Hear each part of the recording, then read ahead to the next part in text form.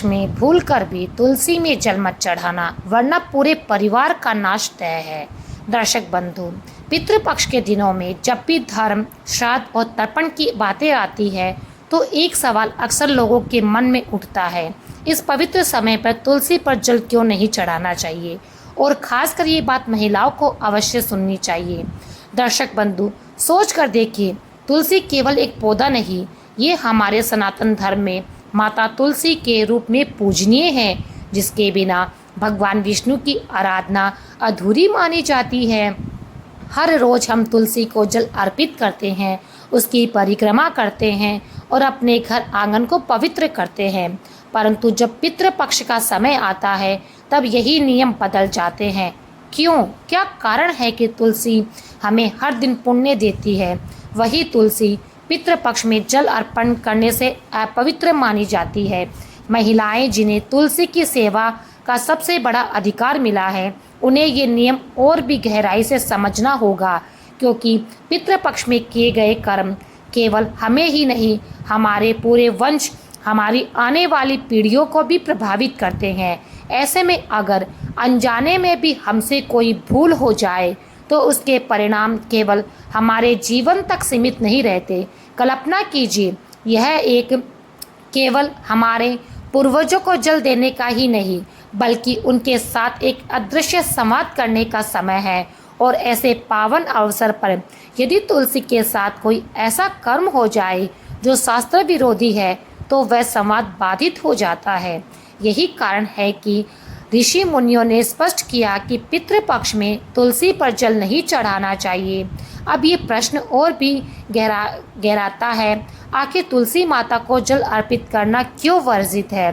क्या इसके पीछे कोई श्राप जुड़ा हुआ है या फिर कोई गहरी आध्यात्मिक व्याख्या? क्या तुलसी माता इस काल में किसी विशेष अवस्था में रहती है? और जब शास्त्र कहते हैं कि तुलसी का हर पत्ता भगवान को प्रिय है, तब पितृपक्ष में ये नियम क्यों बदल जाते हैं? दर्शक बंधु, इन प्रश्नों के उत्तर केवल परंपरा या अंधविश्वास में नहीं, बल्कि धर्मशास्त्रों की गहराई में छिपे हैं और उन्हें समझना हम सबका कर्तव्य है, खासकर महिलाओं का, क्योंकि उनके द्वारा किया गया हर छोटा सा कर्म पूरे परिवार पर असर डालता है।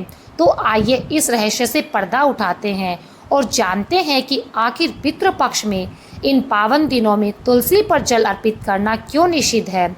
लेकिन दर्शक बंधु, आगे बढ़ने से पहले आपको एक अत्यंत गंभीर बात बता दूं, जो सीधे सीधे पितृपक्ष से जुड़ी है।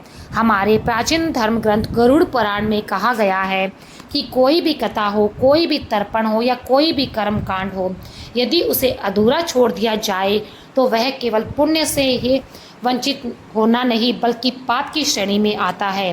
क्योंकि जैसे अधूरी कथा मन में संदेह और भ्रम छोड़ देती है, वैसे ही अधूरा श्राद्ध या अधूरी विधि हमारे पितरों की आत्माओं को असंतुष्ट कर देती है।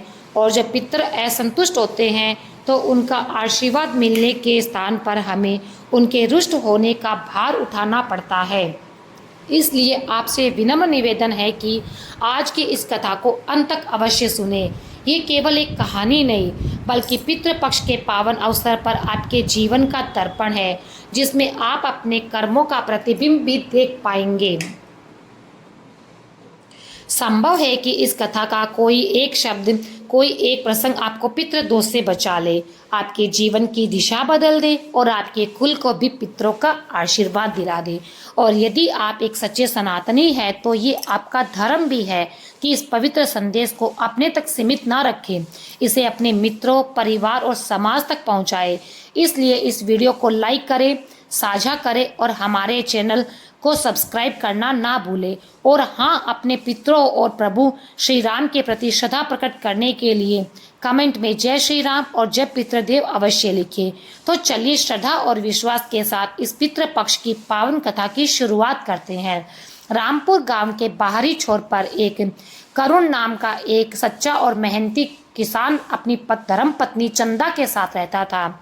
गरीबी उनके जीवन की परीक्षा ले रही थी, परंतु करुण का आत्मसम्मान और ईमानदारी इतनी गहरी थी कि उसने कभी किसी के सामने हाथ नहीं फैलाया। प्रभु का नाम लेकर वह रोज खेतों में परिश्रम करता और उसी परिश्रम से दोनों पति पत्नी का गुजारा चलता। उसी गांव में प्रेमानंद नाम का एक व्यापारी था। उसके पास धन संपत्ति की कोई कमी नहीं थी। उसकी दौलत की चर्चा दूर दूर तक थी, परंतु वह धन पर घमंड करता था और गांव वालों से अधिक मेलजोल नहीं रखता था। एक दिन जब वह व्यापार के लिए दूसरे नगर जाने की तैयारी कर रहा था, तो अपने सामान के साथ उसने सोने के सिक्कों की थैली भी रख ली। वह थैली उसके लिए अत्यंत कीमती थी, परंतु जब रास्ते में उसे पता चला कि थैली खो गई तो उसका चेहरा पीला पड़ गया। सिक्कों में उसका अहंकार और अभिमान छिपा हुआ था। प्रेमानंद तुरंत अपने घर लौटा और हवेली के हर कोने, हर संदूक और अलमारी की तलाश की, परंतु थैली नहीं मिली। उसका मन व्याकुल हो उठा। अगले दिन उसने गांव के चौपाल पर ढोल बजवाकर घोषणा करवाई, सुनो सुनो व्यापारी, प्रेमानंद के सोने की थैली खो गई है। जो भी व्यक्ति उसे ढूंढकर लौटा देगा, उसे इनाम में एक सोने का सिक्का मिलेगा। गांव वाले चौपाल पर इकट्ठा हुए। कुछ ने इस पर हंसी उड़ाई तो कुछ ने इसे व्यर्थ समझा।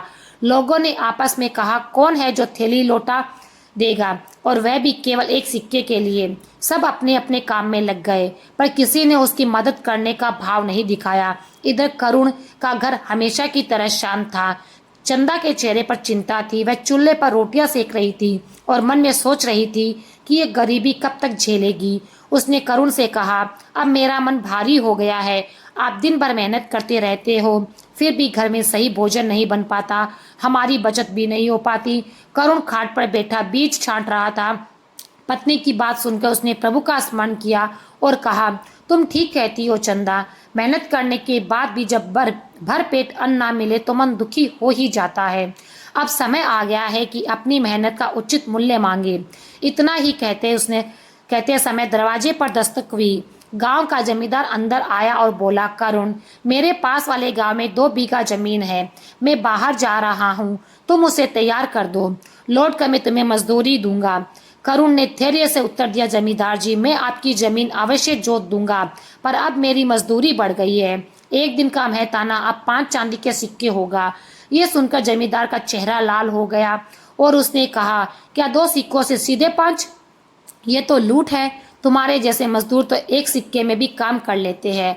करुण ने कहा, प्रभु का नाम लेकर शांत स्वरण में उत्तर दिया, ये लूट नहीं, मेरी मेहनत का उचित मूल्य है। अगर आपको मेरी कीमत अधिक लगती है तो किसी और से काम करवा लो, परंतु अब मैं अपनी मेहनत को व्यर्थ नहीं जाने दूंगा। जमींदार क्रोध से भर उठा। उसने ताना कसते हुए कहा, अरे अब तुम्हारे जैसे गरीब के भी दाम तय करने लगे हैं। लगता है ये दुनिया ही बदल गई है। खैर, तुम्हारी बातें मैं नहीं मानूंगा, ये काम मैं किसी और को दूंगा। तुम अपने घर बैठकर आराम करो। इतना कहकर जमींदार पैर पटकते हुए वहां से चला गया। जमींदार के जाने के बाद करुण कुछ देर मौन बैठा रहा। उसकी आंखों में गहरी उदासी थी, पर भीतर कहीं एक तेज अग्नि भी जल रही थी। तभी चंदा पास आई और बोली, देखा करुण, 5 सिक्कों की बात सुनते ही जमींदार कैसे आंखें तैरने लगा। यही कारण है कि तुम हमेशा अपनी मजदूरी बढ़ाने से डरते रहे, लेकिन ये उचित नहीं है। तुम बहुत परिश्रम करते हो। ऐसा कौन मजदूर होगा जो 5 दिन का काम एक ही दिन में पूरा कर देता है? इसी कारण गांव के लोग हमेशा तुम्हें ही बुलाते हैं। करुण ने गहरी सांस ली और शांत स्वर में कहा, चंदा, यही तो कठिनाई है कि बहुत से मजदूर एक सिक्के में भी दिन भर काम कर लेते हैं। ऐसे में यदि मैं अपनी मजदूरी बढ़ाऊं तो लोग मुझसे काम लेना ही बंद कर देंगे। लेकिन तुम्हारी बात भी सही है, मेहनत का उचित मूल्य मांगना मेरा हक है।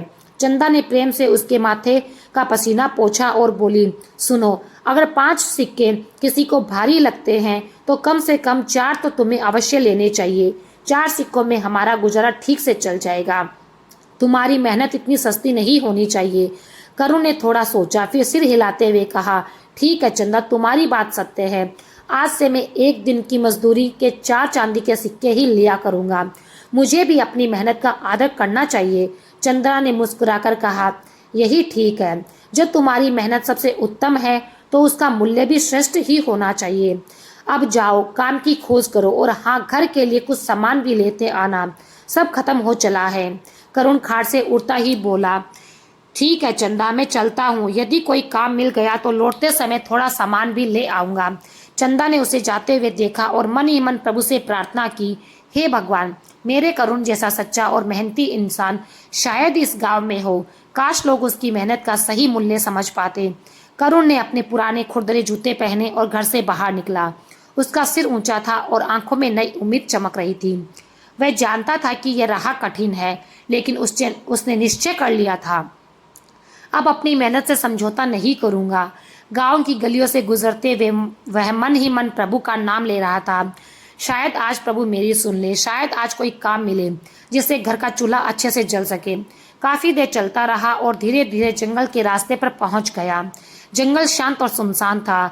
करुण अपने ही विचारों में खोया हुआ था। मन में प्रश्न उठ रहे थे, क्या मुझे आज काम मिलेगा? क्या 4 सिक्कों की मजदूरी मांगना उचित है? तभी उसकी नजर एक चमकती चीज पर पड़ी। उसने पास जाकर देखा तो वह एक थैली थी। करुण ने धीरे से थैली उठाई। वह भारी लग रही थी। चारों ओर नजर दौड़ाई। जंगल में गहरा सन्नाटा था। उसने सावधानी से थैली खोली, फिर उसकी आंखें विस्मय से फैल गई। थैली में सोने के सिक्के भरे हुए थे। लगभग 100 सिक्के उसमें चमक रहे थे। कुछ क्षण वह उन्हें देखता ही रहा, फिर गहरी सांस लेते हुए बोला, ये थैली किसी की खो गई। बेचारा कितना व्याकुल हो रहा होगा। ये किसी के लिए बहुत कीमती है। उसने थैली बांध दी और मन ही मन संकल्प किया, हे प्रभु, ये थैली मैं उसके असली मालिक को लौटा दूंगा। मेहनत की कमाई ही असली कमाई है। ये सिक्के मेरे हाथ में हैं, पर मेरे नहीं। थैली लेकर करुण घर लौटा आया। चंदा ने उसे जल्दी लौटते देख आश्चर्य से पूछा, अरे करुण, इतनी जल्दी कैसे आ गए? कोई काम नहीं मिला क्या? करुण ने थैली दिखाते हुए कहा, काम की तलाश में गया था, पर रास्ते में ये थैली मिली। जो खोली तो उसमें सोने के सिक्के निकले। चंदा की आंखें सिक्कों को देखकर चमक उठी। उसने कहा, क्या सच कहते हो करुण? ये तो हमारी किस्मत का दरवाजा खुल गया। कहते हैं जब ऊपर वाला देता है तो छप्पड़ फाड़ कर देता है। अब तुम्हें मजदूरी करने की आवश्यकता नहीं। इन सिक्कों से हम अपना कारोबार शुरू करेंगे। चंदा आगे कहने लगी, मैं तो सबसे पहले अपने लिए 3-4 जोड़ी नए कपड़े लाऊंगी। कितने साल हो गए नए कपड़े पहने हुए, और तुम भी अपने लिए चप्पल और कपड़े ले आना। अरुण करुण चंदा की बात सुनकर हल्का मुस्कुराया और बोला, चंदा, ये थैली हमारी नहीं है, ये किसी और की है, जिसने इसे खोकर बड़ी चिंता पाई होगी। हम इन सिक्कों को अपने पास नहीं रख सकते। चंदा हैरानी से बोली, लेकिन करुण, अगर ये हमारी किस्मत से हमारे हाथ आई है तो इसे रखना गलत कैसे होगा? करुण ने गंभीर स्वर में कहा, किस्मत तब खुलती है जब हम सही रास्ते पर चलते हैं। किसी और की चीज को अपना बना लेना हमारी मेहनत और ईमानदारी पर कलंक होगा। हम गरीब हैं, पर हमारी आत्मा साफ है। यही हमारी सबसे बड़ी पूंजी है। यही प्रभु का दिया हुआ आशीर्वाद है। करुण और चंदा के छोटे से घर में गहरी खामोशी छा गई। चंदा, जो अभी थोड़ी देर पहले सिक्कों को देखकर सपने बुन रही थी, वह गहरी सोच में पड़ गई। उसने करुण की ओर देखा और कहा, घर आए लक्ष्मी को ऐसे लौटा दिया जाता है क्या? ये तो ईश्वर का आशीर्वाद है। उन्होंने हमारी गरीबी देखी, तभी ये सिक्के भेजे हैं। अगर तुम इन्हें लौटा दोगे तो ईश्वर भी नाक हो जाएंगे। अरुण ने लंबी सांस लेते हुए कहा, चंदा, मैं तुम्हारी बात समझता हूँ, लेकिन सोचो, ये सिक्के किसी की मेहनत की कमाई है। उसने इन्हें कितनी कठिनाई से जुटाया होगा। ये हमारी संपत्ति नहीं है। जिसके भी ये सिक्के हैं वही समय बहुत दुखी होगा। मैं ये दिन अपने पास रखकर उससे और दुखी नहीं कर सकता।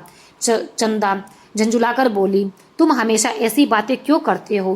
क्या तुम्हें अपनी हालत नहीं दिखती? सालों से हम दूसरों के खेतों में मजदूरी कर रहे हैं। इतनी मेहनत के बाद भी हमें 2 वक्त का खाना ठीक से नसीब नहीं होता। अब जब ईश्वर ने हमारी सुन ली तो तुम लौटा देने की बात कर रहे हो? करुण ने उसकी आंखों में देखते हुए शांत स्वर में कहा, चंदा, हम गरीब हैं, पर हमारे पास ईमानदारी है। यही हमारी सच्ची दौलत है। हमारी हालत खराब है, ये मैं जानता हूँ, लेकिन किसी और का धन रखकर उसे और कष्ट देना प्रभु की राह नहीं है। चंदा ने सिक्कों को फिर देखा, फिर गहरी सांस लेते हुए बोली, ठीक है करुण, पर मेरी एक आखिरी बात सुन लो। अगर 3 दिनों के भीतर ये पता चल जाए कि ये सिक्के किसके हैं तो तुम इन्हें लौटा देना। लेकिन अगर 3 दिनों तक कोई नहीं आया तो मान लेना कि ये ईश्वर ने हमें दिया है, तब ये सिक्के हमारे होंगे। करुण ने कुछ देर सोचा, फिर कहा, ठीक है चंदा, अगर 3 दिन में कोई नहीं आता तो मैं मान लूँगा ये सिक्के हमारी किस्मत का हिस्सा है, लेकिन मैं पूरी कोशिश करूँगा कि इनके असली मालिक का पता लग जाए। चंदा ने थोड़ा संतोष पाकर कहा, देखो करुण, कभी कभी ईश्वर खुद हमारी मदद के लिए रास्ते बनाते हैं। शायद ये भी उनका ही तरीका हो। करुण ने थैली अलमारी में रखते हुए कहा, जो भी हो चंदा, 3 दिन इंतजार करते हैं, पर याद रखना ये धन तभी हमारा होगा जब हमें पूरा विश्वास हो जाए कि इसका कोई मालिक नहीं है। उधर व्यापारी लालचंद की चिंता बढ़ती जा रही थी। सोने की थैली खोने से के बाद उसने पूरे गांव में घोषणा करवाई थी कि जो भी थैली लौटाएगा उसे एक सोने का इनाम दिया जाएगा। पर 2 दिन गुजर गए, कोई भी सिक्कों की थैली लेकर उनके पास न आया। लालचंद ने नौकर को बुलाकर पूछा, क्या तुमने ठीक से सूचना दी थी? मैंने कहा था कि जो थैली लौटा देगा उसे एक सोने का सिक्का इनाम में दिया जाएगा, फिर अभी तक कोई क्यों नहीं आया? नौकर ने सिर झुकाकर कहा, मालिक, मैंने पूरे गांव में घोषणा कर दी थी, हर गली हर मोड़ पर जाकर ये खबर सबको बताई, लेकिन लगता है कि किसी को थैली मिली ही नहीं। लालचंद ने गहरी सांस लेकर कहा, गांव वाले इतने निठल्ले नहीं है, अगर किसी को थैली मिल गई होती तो वह इनाम के लिए जरूर आता। लगता है इनाम बहुत छोटा है। एक काम करो, इस बार फिर से घोषणा करो कि जो भी मेरी थैली लौटाएगा उसे 2 सोने के सिक्के इनाम में मिलेंगे। अब शायद लालच के कारण ही कोई थैली लेकर आए। नौकर ने सिर हिलाया और फिर से गांव की गलियों में निकल पड़ा। इस बार वह और ऊंची आवाज में पुकारा, सुनो सुनो रामपुर गांव के लोगों, प्रेमानंद व्यापारी के बात ध्यान से सुनो। उसकी सोने के सिक्कों की थैली कहीं खो गई है। जो भी वह थैली खोजकर उसे लौटाएगा उसे एक नहीं बल्कि 2 सोने के सिक्के इनाम में मिलेंगे। 2 सोने के सिक्के की बात सुनकर यह खबर पूरे गांव में फैल गई। हर गली हर चौपाटे पर लोग उसकी चर्चा करने लगे। कुछ लोग हंसते हुए बोले, ये व्यापारी हमें पागल समझता है, हमें क्या पड़ी उसकी थैली ढूंढने की। कुछ ने सोचा 2 सोने के सिक्के भी कम है, कौन अपना समय बर्बाद करे। लेकिन इस बार ये खबर करुण के कानों तक पहुंच गई। जब उसने सुना कि ये थैली लाल प्रेमानंद की है और जिसने भी लौटाई उसको 2 सिक्के मिलेंगे तो वह ठिठक गया। उसने थैली की ओर देखा और मन ही मन बोला, तो ये सिक्के प्रेमानंद के हैं, अब मुझे ये थैली उसे लौटा देनी चाहिए। करुण घर आकर लौटा और चंदा से बोला, चंदा, पता चला है कि ये थैली प्रेमानंद व्यापारी की है। उसने घोषणा करवाई है कि जो इसे लौटाएगा उसे 2 सोने के सिक्के मिलेंगे। चंदा, जो अब तक इस थैली को ईश्वर का आशीर्वाद मान रही थी, ये सुनते ही क्रोध में भर गई। बोली, क्या ये थैली उस लालची प्रेमानंद की है? वह तो धोखेबाज है, गरीबों को लूटकर अमीर बना है। तुम उसे ये थैली क्यों लौटाना चाहते हो? उसे क्या पता कि यह हमारे पास है। करुण ने शांत स्वर में कहा, नहीं चंदा, हमें ऐसा नहीं करना चाहिए। प्रेमानंद जैसा भी हो, अच्छा या बुरा, हमें उसकी बुराई से मतलब नहीं। ये सिक्के उसके हैं, हमें ईमानदारी से उसे लौटा देना चाहिए। चंदा ने तर्क दिया, लेकिन सोचो करुण, उसके पास पहले से ही इतना धन है, एक थैली खो जाने से उसे क्या फर्क पड़ेगा? और क्या उसने कभी किसी की मदद की है? वह तो दूसरों की मेहनत का फल खाता है, फिर क्यों उसकी मदद करनी? करुण ने दृढ़ता से कहा, चंदा, अगर हम उसकी तरह बन गए तो हम में और उसमें कोई फर्क ना रहेगा। हम गरीबी जरूर है, पर वह हमारी पहचान है, हमारी ईमानदारी ही हमारी असली दौलत है। हमें उसकी बुराई का उत्तर अच्छाई से देना चाहिए। दूसरों का धन अपने पास रखना हमारी आत्मा को कलंकित करेगा। चंदा कुछ देर चुप रही, फिर हल्के गुस्से में बोली, ठीक है, जैसा तुम चाहो वैसा करो, लेकिन मेरा मानना है कि प्रेमानंद जैसे आदमी को सबक सिखाना चाहिए। करुण मुस्कुराया और बोला, सबक यही है चंदा कि हम अपना धर्म निभाए, उसका बुरा हमें बुरा करने पर मजबूर ना कर दे, यही प्रभु की राह है। चंदा ने गहरी सांस ली और कहा, ठीक है करुण, मैं तुम्हारी बात मानती हूँ, पर याद रखना प्रेमानंद अच्छा इंसान नहीं। उम्मीद है तुम्हारी ईमानदारी व्यर्थ नहीं जाएगी। करुण ने थैली उठाई और अपनी ईमानदारी तथा प्रभु पर भरोसा रखकर प्रेमानंद के घर की ओर चल पड़ा। रास्ते भर उसने मन में विचार उमड़ते रहे, क्या प्रेमानंद मेरी ईमानदारी की कदर करेगा? क्या वह सचमुच 2 सोने के सिक्के देगा जैसा उसने घोषणा की है? ये कुछ और ही करेगा। फिर उसके अपने मन को शांत किया और प्रभु का स्मरण करते हुए कहा, मैं ये इनाम के लिए नहीं कर रहा, मेरा कर्तव्य है कि खोया हुआ सामान उसके मालिक तक पहुंचे, बाकी जो होगा ईश्वर की इच्छा होगी। जब करुण प्रेमानंद के घर पहुंचा तो दरवाजे पर खड़े होकर बोला, प्रेमानंद जी, क्या आप घर पर हैं? प्रेमानंद जी, जो अपनी थैली खोने के बाद बहुत परेशान थे, तुरंत बाहर आ गई। उसकी नज़र करुण के हाथ में थैली पर पड़ी तो वह खुशी से चिल्ला उठा, अरे ये तो मेरे सोने के सिक्कों की थैली है। करुण ने विनम्रता से थैली उसकी ओर बढ़ाते हुए कहा, जी मेरा नाम करुण है, ये थैली मुझे जंगल के रास्ते में मिली, सुना है कि यह आपकी है, इसलिए लौटाने आया हूँ। प्रेमानंद ने थैली पकड़ी और उसकी आंखें चमक उठी। उसने थैली खोली और गिनती की, सारे सिक्के अपनी जगह पर थे। भावुक होकर बोला, करुण, आज के ज़माने में ऐसे ईमानदार लोग मिलना बहुत कठिन है। मैं तो सोच चुका हूँ कि मेरा धन अब लौटेगा ही नहीं। तुम्हारी ईमानदारी ने मेरी आशा फिर से जगा दी। मैं तुम्हारा आभारी हूँ। लेकिन खुशी ज़्यादा देर टिक ना पाई। इनाम का वादा याद आते ही उसका दिल धड़क उठा। 2 सोने के सिक्के देना तो मेरे लिए नुकसान जैसा होगा, उसने मन ही मन सोचा। थोड़ी देर सोचने के बाद वह धीरे से थैली में हाथ डालकर 2 सिक्के निकालकर अपनी जेब में रख लिए।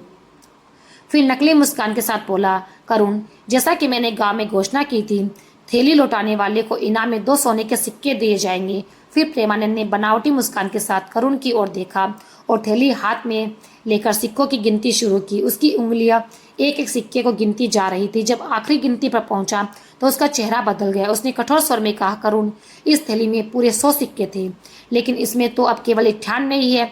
यानी तुमने 2 सिक्के पहले ही निकाल लिए हैं।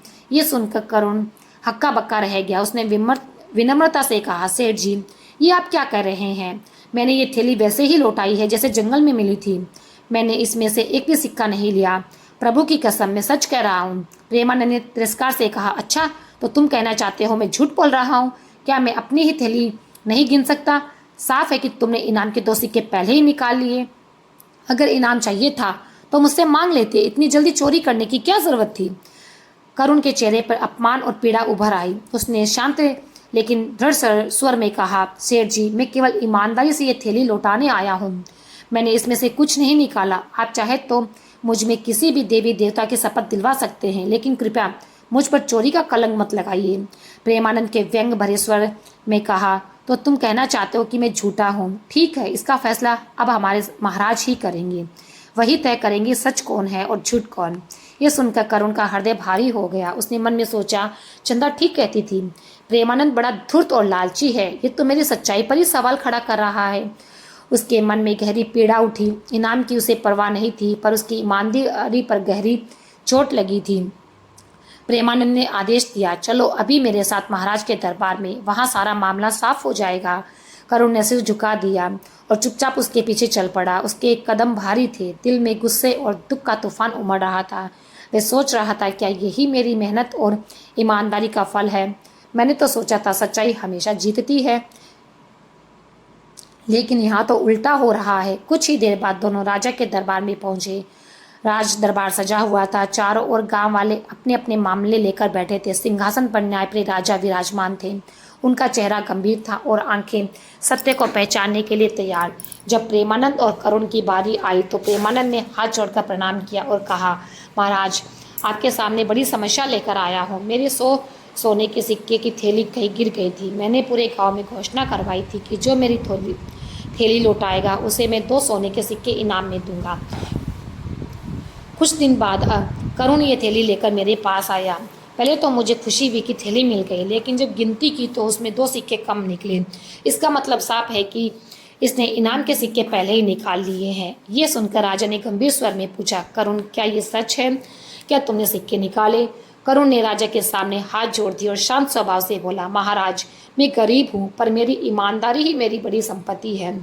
जब ये थैली मुझे जंगल में मिली तो मैंने इसे छुआ तक नहीं। मुझे नहीं पता था इसमें कितने सिक्के हैं। मेरा उद्देश्य केवल इतना था कि थैली अपने मालिक तक लौट जाए। अगर मैं लालची होता तो ये थैली लौटाने आता ही नहीं। मेरी ईमानदारी पे शक करना मेरी आत्मा पर चोट करने जैसा है। मैं प्रभु को साक्षी मानकर कहता हूँ, मैंने एक भी सिक्का नहीं लिया। राजा ने दोनों की बातें ध्यान से सुनी। उन्होंने देखा कि करुण के शब्दों में सच्चाई और विनम्रता झलक रही थी, जबकि प्रेमानंद के चेहरे पर असमंजस और लालसा साफ दिख रही थी। राजा ने कुछ देर चिंतन किया और फिर गंभीर स्वर में पूछा, प्रेमानंद, क्या तुम्हें पूरा विश्वास है कि तुम्हारी थैली में 100 ही सिक्के थे? प्रेमानंद ने तुरंत सिर हिलाते हुए कहा, हाँ महाराज, मैंने खुद अपने हाथों से 100 सिक्के गिन कर रखे थे, इसमें कोई शक नहीं। राजा ने हल्की मुस्कान के साथ कहा, तो इसका अर्थ है कि तुमने अपनी ही थैली लौटाने वाले करुण पर चोरी का आरोप लगाया है। राजा अत्यंत बुद्धिमान और न्यायप्रिय थे।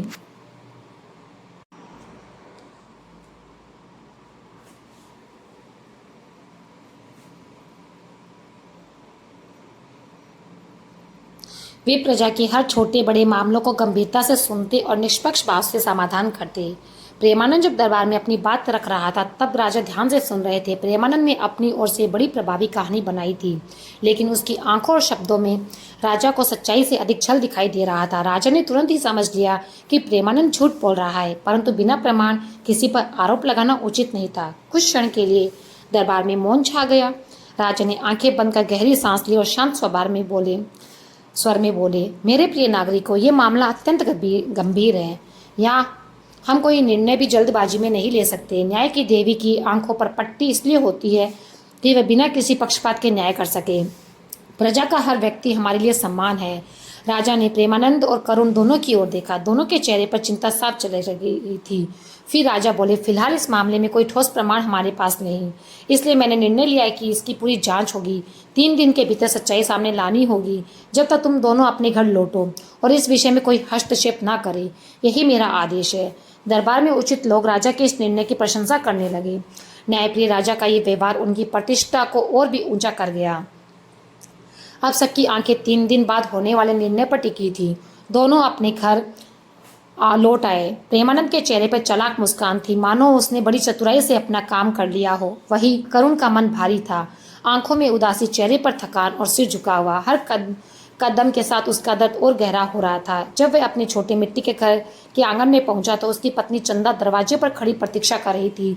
चंदा ने उसकी उदासी को देख लिया और धीरे से पूछा, क्या हुआ जी, आप इतने दुखी क्यों लग रहे हो? करुण ने गहरी सांस ली और भीतर आकर खाट पर बैठ गया। कुछ देर मौन रहा, फिर भारी मन से बोला, चंदा, तुम बिल्कुल सही थी। वह प्रेमानंद सचमुच धूर्त और लालची है। आज उसने मेरी ईमानदारी का ऐसा बदला दिया जिसकी मैंने कल्पना भी नहीं की थी। चंदा ने घबरा कर पूछा, क्या किया उसने? करुण की आवाज़ कांप उठी। उसने मुझे इनाम देने की जगह मुझ पर इल्ज़ाम लगाया कि उसकी थैली से 2 सोने के सिक्के चुरा लिए। फिर वह मुझे राजा के पास ले गया। मुझे इतना अपमानित महसूस हुआ। चंदा, क्या हमारी ईमानदारी का यही नतीजा है? क्या हमें सच्चाई की कीमत ऐसे चुकानी पड़ेगी? चंदा की आंखों में गुस्सा और दर्द दोनों छलक उठे। उसने कहा, मैंने पहले ही कहा था कि उस लालची आदमी की थैली मत लौटाओ, पर तुम अपनी ईमानदारी और उसूलों पर अड़े रहे। अब देख लिया ना नतीजा। इस दुनिया में सच्चे लोगों की कोई जगह नहीं है। यहाँ तो चालाक और मक्कार ही जीतते हैं। करुण ने सिर झुका लिया। वह जानता था कि चंदा की बातों में सच्चाई है, फिर भी उसने अपने भीतर महसूस किया कि ईमानदारी छोड़ना संभव नहीं। यही उसकी आत्मा की ताकत थी। आंगन में गहरी खामोशी छा गई। चंदा के शब्दों में नाराजगी थी, लेकिन भीतर पति के लिए चिंता और सहानुभूति भी थी। दोनों के मन में एक ही सवाल था, क्या सच में सच्चाई इस संसार में कमज़ोर है? इधर प्रेमानंद ने चालाकी से पूरे गांव में अफवाह फैला दी कि करुण ने मेरी थैली से 2 सिक्के निकाल लिए। वह गली गली जाकर ये झूठा किस्सा सुनाने लगा, लेकिन गांव वाले करुण को दिल से जानते थे। उसकी ईमानदारी के किस्से हर घर में सुने जाते थे। इसलिए प्रेमानंद की झूठी बातों का असर किसी पर नहीं हुआ, उल्टा लोग उसके झूठ से खफा हो गए। गांव के लोग जानते थे कि प्रेमानंद में भी पहले भी बहुत उसे को ठग चुका है। उसकी पहचान एक स्वार्थी और लालची व्यक्ति की थी। तभी एक दिन गांव के 2 लोग, रघु और नरेश, करुण के घर आए। करुण उन्हें देखकर खाट से उठ बैठा। उसकी आंखों में थकान और दिल में दर्द साफ था। नरेश ने कहा, करुण भाई, तुम्हारे साथ जो हुआ सुनकर बहुत दुख हुआ। तुम जैसे ईमानदार इंसान के साथ ऐसा अन्याय होगा, पर भाई एक गलती तुमसे ज़रूर हुई। तुम्हें प्रेमानंद के सिक्के लौटाने ही नहीं चाहिए थे। रघु ने भी कहा, यह सच है करुण, हम सब जानते हैं कि तुमने ईमानदारी निभाई, लेकिन प्रेमानंद जैसे लोग ईमानदार की कदर नहीं करते। मैंने भी उसके यहाँ 10 दिन काम किया था। जब पैसे लेने गया तो उसने कहा, तुमने ऐसा क्या किया है कि जिसके लिए मैं तुम्हें पैसे दूं, और उसने मुझे एक भी पैसा नहीं दिया। उस दिन आज भी याद है, खून खोल उठता है, लेकिन गरीब आदमी की कौन सुनता है। करुण अपने मित्रों की बातें ध्यान से सुन रहा था। उसने धीमी आवाज़ में कहा, भाइयों, मैं क्या करूं? मैंने तो वही किया जो मुझे सही लगा। मैंने कोई सिक्के नहीं निकाले, लेकिन ये कैसे सिद्ध करूं? महाराज को कैसे बताऊं कि मैं निर्दोष हूं? हर तरफ मेरी आशा टूटती जा रही है। रघु ने उसे सांत्वना दी। करुण, चिंता मत करो, हमारे महाराज बहुत न्यायप्रिय है। वे कभी किसी के निर्दोष को दंड नहीं देते। सच्चाई अवश्य सामने आएगी। ईश्वर की इच्छा हुई तो प्रेमानंद अपने आप का फल अवश्य पाएगा। तीनों की बातें करते करते शाम ढल गई। आकाश में हल्के बादल थे और ठंडी हवा बह रही थी, लेकिन करुण के हृदय में भय और बेचैनी के बादल छाए हुए थे। उसने 3 दिन तक केवल एक ही प्रार्थना की, हे प्रभु, सच सामने आए और मेरा दामन फिर से निर्मल हो जाए। 3 दिन इस प्रकार से व्यतीत हुए। करुण की रातें बेचैनी में कटी और दिन कभी आशा तो कभी निराशा में। अब वह दिन आ गया जब महाराज ने दोनों पक्षों को दरबार में बुलाया। पूरे गांव में यह समाचार फैल गया। लोगों की उत्सुकता भी चरम पर थी। सब सोच रहे थे आज न्याय का क्या निर्णय होगा। प्रेमानंद के मन में भी भय था, पर अपनी चालाकी पर भरोसा रखकर वह दरबार पहुंचा। करुण का हृदय जोर जोर से धड़क रहा था। वह प्रभु का नाम जपते हुए वहां आया। दरबार भव्य रूप से सजा हुआ था। महाराज अपने आसन पर बैठे थे। उसकी आंखों में वही गंभीरता और दृढ़ता थी जिसके लिए प्रसिद्ध थे। दरबार में गहरा मौन छाया हुआ था। राजा ने गंभीर स्वर में कहा, प्रेमानंद और करुण, आज मैं इस विवाद का निपटारा करूंगा। उन्होंने प्रेमानंद की ओर देखा और बोले, प्रेमानंद, तुमने कहा था कि तुम्हारी थैली में 100 सोने के सिक्के थे, लेकिन जब करुण को थैली मिली उसमें केवल 98 सिक्के थे। अब तुम ही बताओ, 100 सिक्कों की थैली 98 की कैसे हो गई। ये सुनते ही प्रेमानंद का चेहरा पीला पड़ गया। उसकी चालाकी और झूठ उजागर हो चुका था। उसने बोलने की कोशिश की, पर शब्द उसके गले में अटक गए। राजा ने कठोर स्वर में कहा, प्रेमानंद, तुम अपने घर लौट जाओ और अपनी 100 सिक्कों वाली थैली का इंतजार करो। यदि वह नहीं मिलती तो उसकी खोज करवाओ, लेकिन 98 सिक्के वाली थैली तुम्हारी नहीं हो सकती। फिर राजा ने करुण की ओर देखा। उसकी आंखों में करुणा और विश्वास छलक रहा था। राजा बोले, करुण, ये थैली तुम्हें मिली और तुमने इसे लौटाने का प्रयास किया। ये तुम्हारी सच्चाई और ईमानदारी का प्रमाण है, इसलिए ये थैली तुम्हारे पास ही रहेगी। यदि 1 महीने के भीतर इसका असली मालिक ना आया तो ये पूरी तरह से तुम्हारी होगी। तुम चाहो तो इससे अपना कारोबार शुरू करो या अपनी आवश्यकता पूरी करो। राजा का निर्णय सुनते ही दरबार में तालियों की और सराहना गूंज उठी। लोग राजा की न्यायप्रियता और करुण की ईमानदारी की प्रशंसा करने लगे। प्रेमानंद का चेहरा गुस्से और लज्जा से लाल हो गया। वह मन ही मन राजा को कोसने लगा, इसने मेरी सारी चालाकी को मिट्टी में मिला दिया। परंतु वह विरोध करने का साहस नहीं कर पाया, क्योंकि उसे भय था कि सच और खुल जाएगा और दंड मिल जाएगा। प्रेमानंद गुस्से में बड़बड़ाते हुए दरबार से निकल गया। करुण ने हाथ जोड़कर राजा को धन्यवाद दिया। उसकी आंखों में आंसू थे, पर वे आंसू राहत और कृतज्ञता के थे। उसके मन ने महसूस किया कि सच्चाई और ईमानदारी का मार्ग कठिन जरूर है, पर अंत में जीत उसी की होती है। कार्यवाही समाप्त होने के बाद राजा ने करुण को पास बुलाया। करुण ने सिर झुकाकर प्रणाम किया। राजा ने उसे बैठने का संकेत दिया और गंभीर स्वर में बोले, करुण, मुझे पहले ही नज़र में समझ में आ गया था कि प्रेमानंद झूठ बोल रहा है। उसकी बातें उसके चेहरे से मेल नहीं खा रही थी, परंतु किसी स्वार्थी को उसके ही जाल में फंसाना आवश्यक था। यही कारण है कि मैंने ये उपाय किया। याद रखना करुण, ईमानदारी से बड़ा कोई धन नहीं होता। एक ईमानदार मनुष्य वास्तव में सबसे धनी होता है, चाहे वह गरीब ही क्यों न दिखाई दे। राजा की बातें सुनकर करुण की आंखों में कृतज्ञता के आंसू आ गए। उसने हाथ जोड़कर कहा, महाराज, मैं आपके चरणों में धन्यवाद अर्पित करता हूँ। आपने आज एक गरीब मजदूर की इज्जत बचाई। आपने केवल मुझे ही न्याय नहीं दिया, बल्कि पूरे समाज को ये शिक्षा भी दी है कि असली महानता और ईमानदारी किसी की दौलत या पद में नहीं, बल्कि उसके कर्मों में होती है। मैं अपने को धन्य मानता हूँ कि मुझे आपके जैसे दयालु और न्यायप्रिय शासक का आश्रय मिला। प्रभु से प्रार्थना करूँगा कि वे आपको सदा सुरक्षित और दीर्घायु रखे। राजा मुस्कुराए और बोले, करुण, तुम्हारी ईमानदारी तुम्हें यह सम्मान दिला रही है। ये मेरी ओर से तुम्हारे लिए एक छोटा सा पुरस्कार है। इसे अपनी मेहनत और अपने सिद्धांतों के साथ आगे बढ़ाने में उपयोग करो। फिर राजा ने खंचाजी को आदेश दिया, करुण को धन और उपहार देकर सम्मानित किया जाए। खंचाजी ने एक थैली सोने के सिक्कों की और सुंदर वस्त्र लाकर करुण के सामने रख दिए। ये देखकर करुण की आंखें चमक उठी, लेकिन उसके लिए ये सोने के सिक्के या वस्त्र नहीं, बल्कि अपनी ईमानदारी की जीत का प्रमाण था। राजा ने करुण को विदा करते हुए कहा, हमेशा याद रखना, एक सच्चे और ईमानदार इंसान की शक्ति उसके उसूलों में होती है।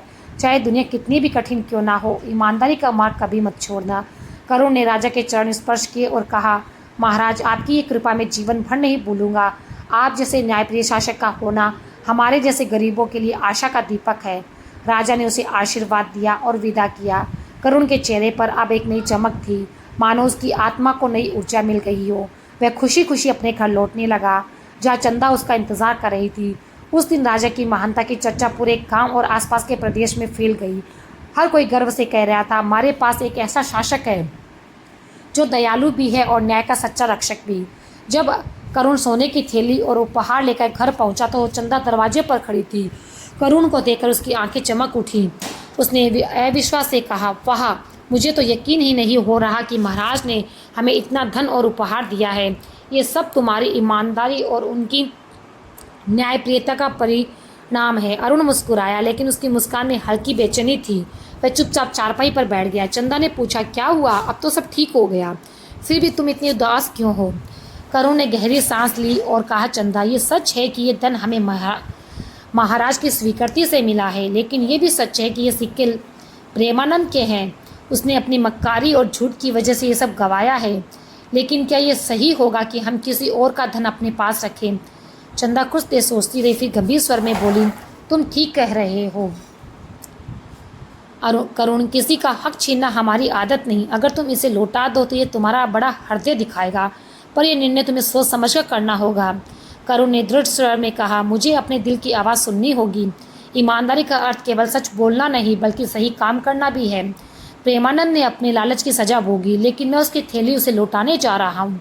चंदा ने उसकी बात सुनकर मुस्कुराते हुए कहा, जाओ करुण, मैं तुम्हारे इस फैसले के साथ हूँ। यही तुम्हारी ईमानदारी और हमारे उसूलों की असली जीत होंगी।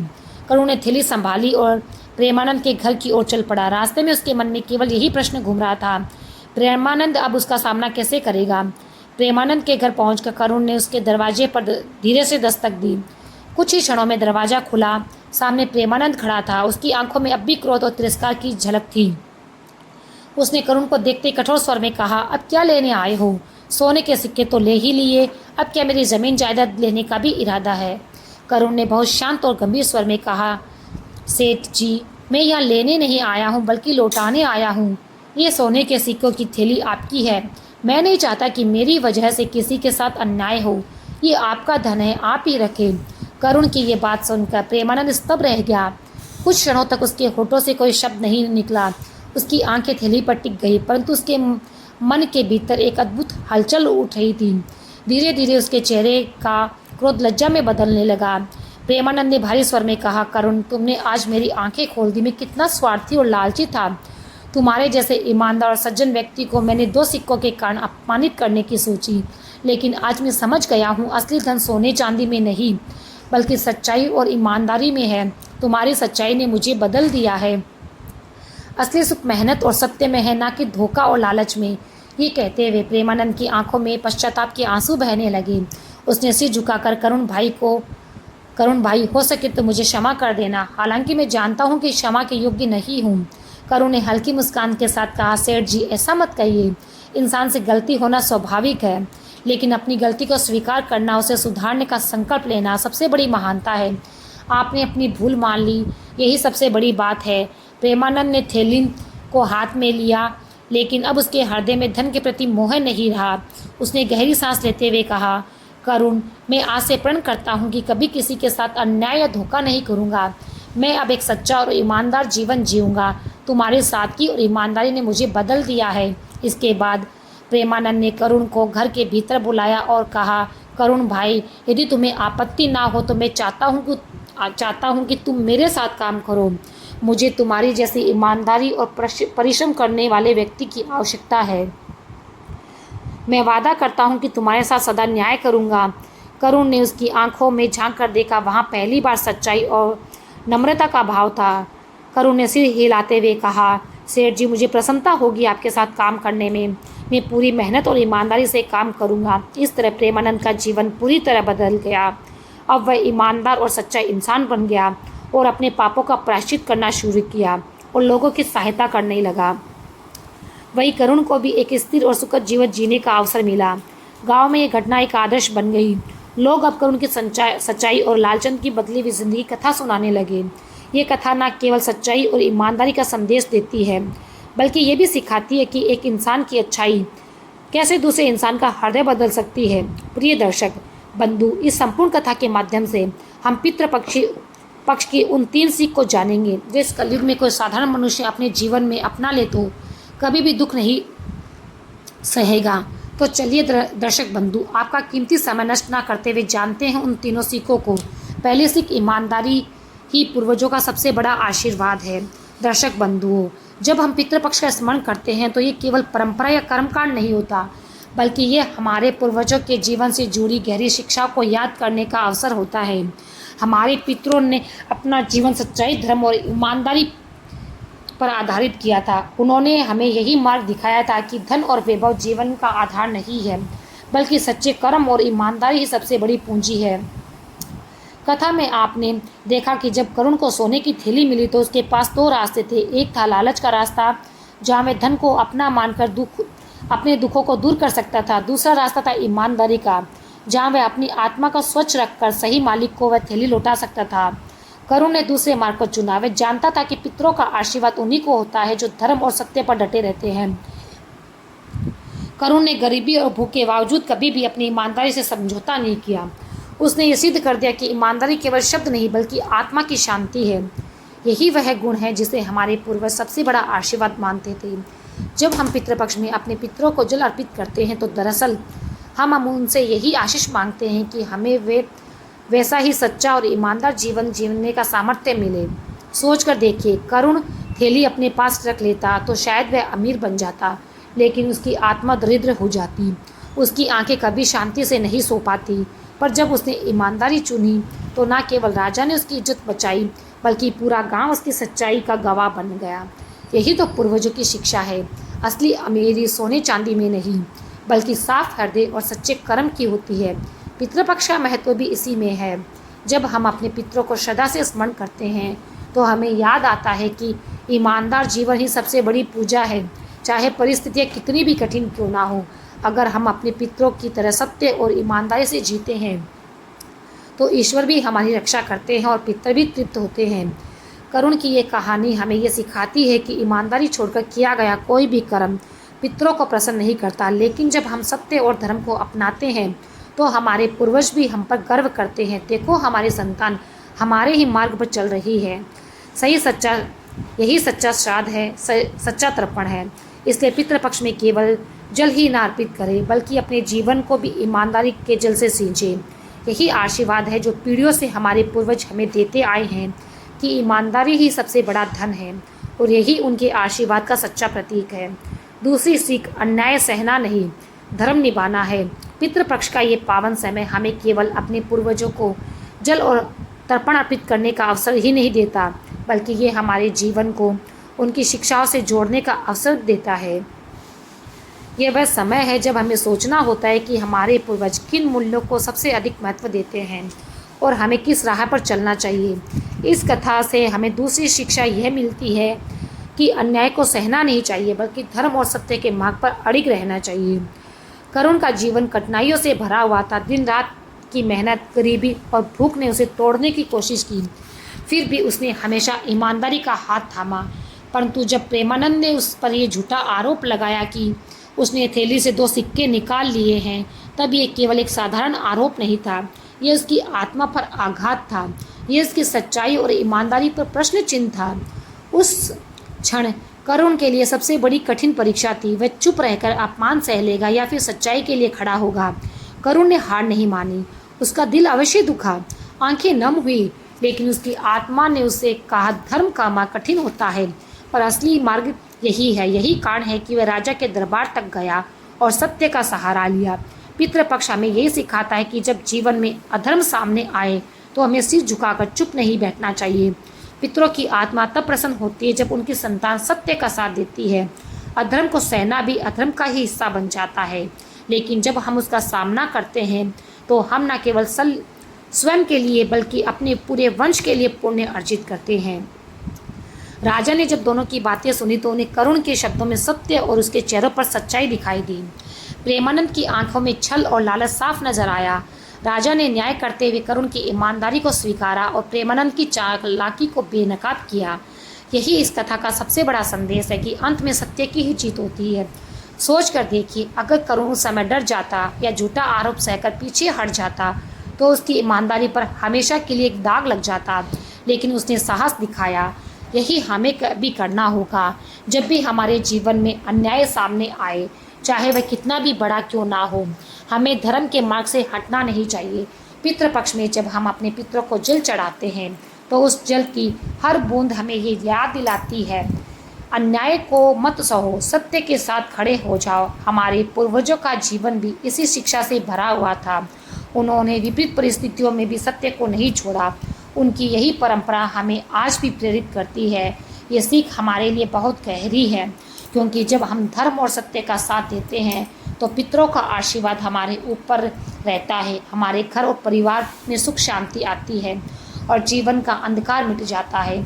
अगर हम अधर्म के सामने चुप हो जाएं तो पितरों की आत्मा दुखी होती है, लेकिन अगर हम सत्य के लिए खड़े हों तो वही आत्माएं हमारी रक्षक बन जाती है। इसलिए पितृपक्ष का वास्तविक महत्व ये है कि हम केवल जल और अन्न का तर्पण ना करें, बल्कि अपने जीवन में ये संकल्प लें कि हम अन्याय को कभी स्वीकार नहीं करेंगे। हम धर्म का मार्ग अपनाएंगे, चाहे वह मार्ग कितना भी कठिन क्यों ना हो। करुण की तरह हम भी सत्य को पकड़ कर रखेंगे और विश्वास करें कि ईश्वर और पितर मिलकर हमें अंततः सम्मान और विजय देंगे। तीसरी सीख, दूसरों का हक लौटाना ही सच्चा तर्पण है। पितृपक्ष का ये पावन समय केवल जल अर्पण और पिंडदान का अवसर नहीं, बल्कि हमें ये भी याद दिलाता है कि हमारे पितरों की आत्मा कभी तृप्त होती है जब हम धरती पर उनके दिए हुए धर्म को निभाते हैं। और धर्म का सबसे पहला नियम यही है कि किसी और का हक अपने पास ना रखें। कथा में आपने देखा, जब करुण को जंगल में सोने की थैली मिली तो उसके सामने कई विचार उमड़े। घर में गरीबी थी, भूख थी, चंदा की आंखों में वर्षों का दर्द था। सिक्कों को देखकर उसके मन में सवाल उठा, क्यों ना इनसे घर के हाल बदल दिए जाए। लेकिन भीतर बैठी ईमानदारी और उसके पितरों की दी हुई शिक्षा ने उसे ये सोचने पर मजबूर कर दिया कि ये धन मेरा नहीं, ये किसी और का है और किसी और का हक अपने पास रखना अधर्म है। यही पितृपक्ष की तीसरी बड़ी सीख है कि दूसरों का हक लौटाना ही सबसे बड़ा तर्पण है, क्योंकि हमारे पितर हमें ये सिखाकर गए हैं कि जल और अन्न चढ़ाना केवल प्रतीक है। असली श्रद्धा तब है जब हम जीवन में न्याय और धर्म का पालन करें। करुण ने जब थैली को उसके मालिक को लौटाने का निश्चय किया तो केवल एक थैली लौटाना नहीं था, यह उस वचन को निभाना था जो उसके पूर्वजों ने उसकी आत्मा को रोपा था। ये संस्कार था जो पीढ़ी दर पीढ़ी चलते हुए उसकी आत्मा में अंकित था। सोचिए, अगर करुण उस थैली को अपने पास रख लेता तो क्या उसकी आत्मा कभी शांति पाती? शायद वह धन के बल पर कुछ समय सुखी हो जाता, पर उसके पितरों की आत्मा तृप्त ना होती। उसकी आत्मा भीतर से हमेशा दोषी महसूस करती। लेकिन जब उसने थैली लौटा दी तो ये केवल प्रेमानंद को उसका हक लौटाना नहीं था, बल्कि यह उसके पितरों की आत्मा को शांति पहुंचाना था। पितृपक्ष हमें ये याद दिलाता है कि असली पूजा और तर्पण केवल मंत्रोच्चार और अनुष्ठानों से नहीं होती। ये तब होती है जब हम अपने जीवन में ईमानदारी को अपनाते हैं और दूसरों का अधिकार उन्हें लौटा देते हैं। जैसे हम अपने पितरों को जल अर्पित करते हैं, समय ये प्रार्थना करते हैं कि वे तृप्त हो, वैसे ही हम किसी का हक लौटाते हैं तब वे सचमुच तृप्त होते हैं। राजा ने भी यही कहा था कि करुण की ईमानदारी ही उसका सबसे बड़ा धन है। यह धन कभी समाप्त नहीं होता, क्योंकि ये केवल मनुष्य का नहीं बल्कि पितरों का आशीर्वाद है। जब करुण ने थैली लौटाई तो उसके घर में केवल सिक्कों का नहीं बल्कि पितरों की कृपा का प्रकाश आया। हमारे जीवन में भी यही शिक्षा लागू होती है। जब हम पितृपक्ष में अपने पूर्वजों को याद करते हैं तो हमें ये संकल्प भी लेना चाहिए कि हम कभी किसी और का हक अपने पास नहीं रखेंगे। यदि गलती से भी हमारे हाथ में किसी का धन, किसी की वस्तु या किसी का अधिकार आ जाए तो हमें उसे वापस लौटाना चाहिए। यही असली श्रद्धा और यही सच्चा तर्पण है। पितर अपने वंशजों को केवल ये नहीं दिखाना चाहते कि वे श्राद्ध कर रहे हैं या नहीं, वे ये देखना चाहते हैं कि उनकी संतानें कैसी है, उनका चरित्र कैसा है, क्या वे दूसरों का हक लौटाती है या फिर उसे दबा लेती है। इसलिए ये तीसरी सीख हमें ये बताती है कि ईमानदारी से जीना और दूसरों का हक उन्हें लौटा देना ही सबसे बड़ा तर्पण है, जो पितरों की आत्मा को प्रसन्न करता है और उन्हें तृप्त करता है। और जब पितर प्रसन्न होते हैं तो घर में समृद्धि, शांति और सुख का प्रवाह अपने आप होने लगता है।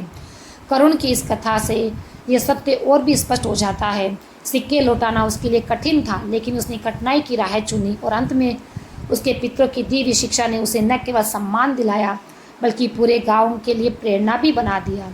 यही है पितृपक्ष का असली अर्थ, पूर्वजों की दी हुई शिक्षा को जीवन में उतारना और दूसरों के हक का आदर करना। दर्शक बंधु, ये कथा अभी खत्म नहीं होती। अभी हम यह भी जानेंगे कि आखिर पितृपक्ष में तुलसी को जल क्यों नहीं चढ़ाते। दर्शक बंधु, आज हम ऐसे रहस्य की चर्चा करेंगे जिसे सुनकर शायद आपके हृदय में भी हलचल उठेगी। पितृपक्ष समय शुरू होते ही हम सब अपने पूर्वजों की आत्मा को तृप्त करने के लिए जल, तर्पण और श्राद्ध करते हैं। लेकिन क्या आपने कभी सोचा है कि इन दिनों तुलसी माता पर जल चढ़ाना क्यों वर्जित है? ये प्रश्न साधारण नहीं है, इसके पीछे कई गहरे शास्त्रीय और आध्यात्मिक कारण छिपे हैं। और ये बात खासकर घर की महिलाएं अवश्य सुने, क्योंकि तुलसी माता और पितरों से जुड़ा नियम सीधे उनके जीवन से जुड़ा है। कोई तुलसी का पौधा सामान्य नहीं है। शास्त्रों में तुलसी को स्वयं लक्ष्मी माता का अवतार माना गया है। तुलसी का विवाह भगवान विष्णु से हुआ, इसलिए तुलसी माता भगवान श्री हरि की अर्धांगिनी है। जब हम तुलसी पर जल चढ़ाते हैं तो वह जल सीधे भगवान विष्णु तक पहुंचता है। तुलसी पत्ते और तुलसी जल देव पूजन के लिए होते हैं।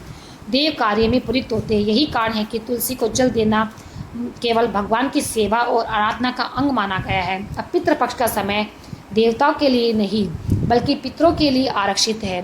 ये पूरा काल केवल और केवल हमारे पूर्वजों को तृप्त करने का है। इस समय हर कर्म, चाहे वह जल अर्पण हो, अन्नदान हो, श्राद्ध हो, सब कुछ पितरों के नाम पर समर्पित होता है। इसलिए शास्त्रों में कहा गया है पितृपक्ष के दौरान तुलसी पर जल अर्पण करना भूल से भी नहीं करना चाहिए, क्योंकि तुलसी पर जल चढ़ाना भगवान विष्णु की पूजा का प्रतीक है और ये देव कर्म कहलाता है। जब कोई व्यक्ति इस समय तुलसी माता को जल देता है तो पितरों को लगता है कि उनके हिस्से का जल उनके लिए किया गया अर्पण देवता की ओर मोड़ दिया गया है। इससे वे तृप्त नहीं होते और रुष्ट हो जाते हैं।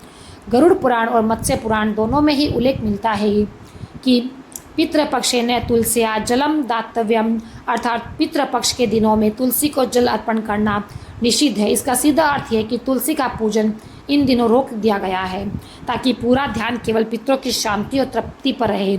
तुलसी पर जल चढ़ाने से पितरों का श्राद्ध अधूरा रह जाता है, उसका दोष पूरे परिवार को झेलना पड़ सकता है। विशेष रूप से महिलाओं को इस नियम को ध्यान से सुनना और समझना चाहिए। तुलसी माता का सीधा संबंध गृहस्थ जीवन, संतान सुख और परिवार की समृद्धि से है। यदि कोई महिला पितृपक्ष में तुलसी पर जल चढ़ा दे तो पितरों की अशांति का दोष उसके परिवार पर आ जाता है। शास्त्रों में कहा जाता है कि स्त्री जब नियम तोड़ती है तो उसका प्रभाव केवल उसी तक सीमित नहीं रहता बल्कि 7 पीढ़ियों तक उसका परिणाम देखने को मिलता है। यही कारण है कि पितृपक्ष में तुलसी पूजा का नियम रोक दिया गया है। इस समय तुलसी पर जल नहीं चढ़ाना चाहिए, ना ही तुलसी दल भगवान विष्णु को अर्पित करना चाहिए। हाँ, तुलसी माता को प्रणाम करना, दीप जलाने या मानसिक रूप से उन्हें नमस्कार करना वर्जित नहीं है, परंतु तुलसी का पत्ता या जल पितृपक्ष में देवताओं के कार्य के लिए प्रयोग नहीं किया जाता। ये समय केवल और केवल पितरों के लिए है। सोच कर देखिए, केवल 16 दिन के इस काल में अगर हम अपने पितरों को पूरी श्रद्धा से जल अर्पित करें, अन्नदान करें और उनका श्राद्ध करें तो वे प्रसन्न होकर हमें आशीर्वाद देते हैं। लेकिन यदि हम भूल से भी तुलसी पर जल चढ़ा दें तो ये मान लिया जाता है कि पितरों को उनका हिस्सा नहीं मिला और यही अशांति हमारे जीवन में रुकावटें, पितृदोष और कठिनाइयाँ ला सकती है। इसलिए दर्शक बंधु, तुलसी माता को प्रणाम कीजिए, लेकिन पितृपक्ष में तुलसी पर जल चढ़ाने की भूल कभी मत कीजिए, क्योंकि यह समय भगवान के पूजन का नहीं बल्कि पितरों की आत्मा को तृप्त करने का है। पितृपक्ष के ये दिन हमें याद दिलाते हैं कि हम चाहे कितने भी आगे क्यों ना बढ़ जाए, हमारी जड़ें हमारे पूर्वजों में ही है और जब तक उनकी आत्मा तृप्त नहीं होगी तब तक हमारे जीवन में सुख शांति पूरी तरह से नहीं आ सकती। अगर आपको ये जानकारी उपयोगी लगी हो तो इसे दूसरों तक पहुंचाएं और ऐसे ही गूढ़ और महत्वपूर्ण धार्मिक रहस्यों को सुनने के लिए हमारे चैनल को सब्सक्राइब करना ना भूलें। हर हर महादेव। जय श्री राधे।